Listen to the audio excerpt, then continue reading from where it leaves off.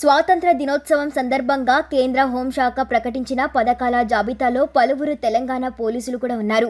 ప్రతిష్టాత్మక శౌర్య పథకం ఈసారి ఓ హెడ్ కానిస్టేబుల్కు దక్కడం విశేషం. కట్రావత్ రాజు నాయక్ ఈ పథకానికి ఎంపికయ్యారు. వికారాబాద్ జిల్లా చౌడ్పూర్ మండలం ముక్తా వెంకట్పూర్కు చెందిన కట్రావత్ రాజు నాయక్ 2006లో కానిస్టేబుల్గా చేరారు. 2022లో మాదాపూర్ ఎస్ఓటీ విభాగానికి బదిలీ అయ్యారు. 2023 జనవరి 4వ తేదీ అర్ధరాత్రి రాజేంద్రనగర్కు చెందిన పాత నేరస్తుడు సర్దార్ కరణ్ సింగ్ మరొకరితో కలిసి మద్యమత్తులో నార్సింగ్ పోలీస్ స్టేషన్ పరిధి ఔటర్ సర్వీస్ రోడ్డుపై దారి దోపిడీ చేశాడు.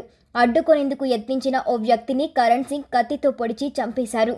మరొకరి మీద దాడి చేసి పరారయ్యాడు. నిందితుడు కరణ్ సింగ్ జగద్గిరి గుట్టలోని భవానీ సింగ్ ఇంట్లో ఉన్నట్లు తెలుసుకొని కానిస్టేబుల్ రాజు నాయక్ సహా 6గురితో కూడిన బృందం వెళ్ళింది. రాజు నాయక్, వినయ్లు కరణ్ సింగ్లను పట్టుకునేందుకు ప్రయత్నిస్తుండగా అతడు కత్తితో దాడి చేశాడు. వినయ్ తలకు గాయమవ్వగా రాజు ఛాతీలో కత్తి బలంగా దిగింది. అయినా రాజు నాయక్ నిందితుడిని గట్టిగా పట్టుకోవడంతో మిగిలిన కానిస్టేబుల్లు అదుపులోకి తీసుకున్నారు. రాజు ఊపిరితిత్తులో కత్తి దిగడంతో 3 సార్లు శస్త్రచికిత్స చేయాల్సి వచ్చింది. 6 నెలల క్రితం ఆయనను హెడ్ కానిస్టేబుల్గా పదోన్నతి లభించింది. ప్రస్తుతం సైబరాబాద్లోని కొల్లూరు పోలీస్ స్టేషన్లో పనిచేస్తూ ఉన్నారు.